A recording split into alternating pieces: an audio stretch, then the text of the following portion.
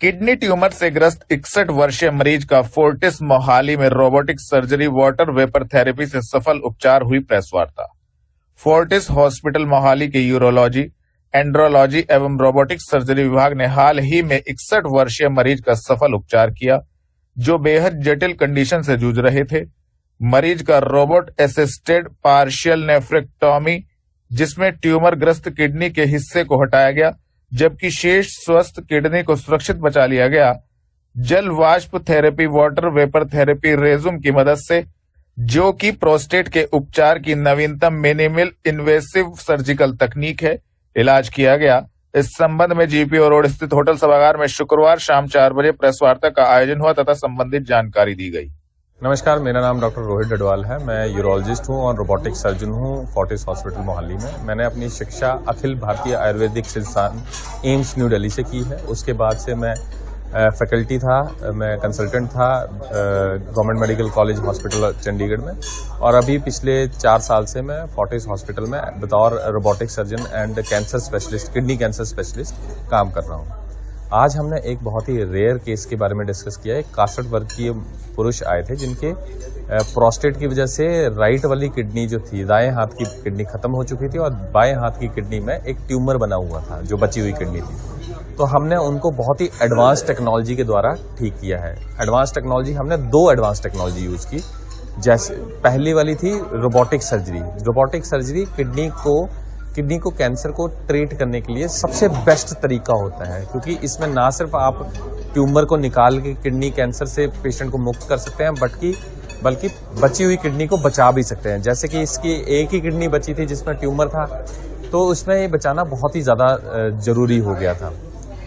Robotic surgery से हमने उसकी किडनी को बचाया और ट्यूमर को निकाला। और दूसरा जो मेन कॉज था जिसकी वजह से दाएं हाथ की किडनी खत्म हुई थी प्रोस्टेट की वजह से, उसको हमने advance technology water vapour therapy और रेज्यूम जिसे कहते हैं, उसके द्वारा हमने ट्रीट किया। अच्छा, प्रोस्टेट जो है वो मर्दों में होने वाली सबसे कॉमन बीमारियों में से एक है, जैसे कि इस पेशेंट को भी थी। इसमें प्रोस्टेट बढ़ने के कारण पेशाब का रास्ता रुक जाता है और रुक रुक के पेशाब आता है।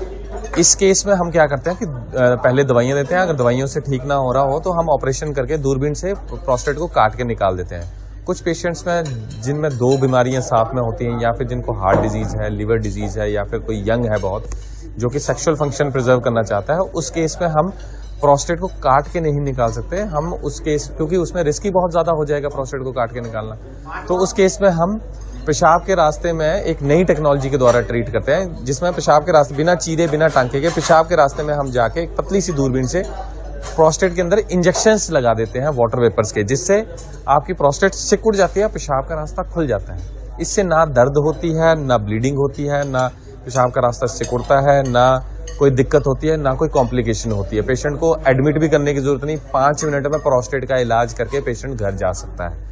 ये सबसे एडवांस तरीका है। तो मेरा यही आपके माध्यम से यही कहना है कि जो भी पेशेंट जिसको रिस्क ऑफ सर्जरी ज्यादा है, या फिर डर लगता है सर्जरी से, या फिर प्रॉब्लम्स बहुत ज्यादा है, या फिर ओल्ड एज बहुत ज्यादा है, या फिर लगता है कि आप फिट नहीं है सर्जरी के लिए, बेहोश नहीं कर सकते, तो उस केस में आप वाटर वेपर थेरेपी को कंसिडर कर सकते हैं। रोबोट सर्जरी करते हैं, एक ओपन सर्जरी होती है, तो क्या ये माने कि रोबोट सर्जरी ज्यादा कारगर है? अगर 1% कभी ये लोगों के दिमाग में आए कि रोबोट ने सर्जरी किया है तो उससे देखिए, बहुत अच्छा क्वेश्चन आपने पूछा है। देखिए, रोबोटिक सर्जरी में रोबोट नहीं, सर्जन सर्जरी करता है। तो रोबोटिक सर्जरी मैं एग्जांपल देता हूं, जैसे गाड़ी है, आप गाड़ी हाथों और पैरों की मदद से चलाते हैं, उसी तरह से रोबोटिक सर्जरी में सर्जन, जैसे मैं हूं, मैं रोबोट को हाथों और पैरों की मदद से चलाता हूं, जो कि मूवमेंट रोबोटिक आर्म्स करती है। उसमें ना प्रिसीजन बहुत है, आपके हाथ कामते नहीं है, क्योंकि रोबोटिक आर्म से 1-1 mm के आप छोटे छोटे इंसिजन आप बड़े अच्छे से दे सकते हैं।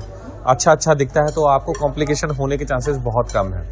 कुछ सारी जगह नहीं, कुछ सर्जरीज ऐसी हैं जैसे कि प्रोस्टेट का कैंसर हो गया, किडनी का ट्यूमर हो गया, अच्छा पेशाब का रास्ता सिकुड़ा पड़ा है, बच्चों का पेशाब का रास्ता नहीं बना है, इन केसेस में रोबोटिक सर्जरी के इतने ज्यादा फायदे देखे गए हैं कि इसने ओपन और लेप्रोस्कोपिक दूरबीन वाली टेक्निक को पूरी तरह से रिप्लेस कर दिया है। तो रोबोटिक सर्जरी बहुत अच्छी है, बहुत कारगर है, बहुत ही अच्छा बेनिफिट देती है, कैंसर कंट्रोल बहुत अच्छा देती है। पेशेंट को ऑपरेशन के बाद ये बता नहीं सकते आपकी सर्जरी हुई है कि नहीं हुई है, थोड़े टाइम बाद पेशेंट को पता नहीं लगता कि सर्जरी हुई है, बट गिवन कि आप अच्छी जगह पे जहां पे इंडिकेटेड है वहां पे यूज करें और ढंग से यूज करें।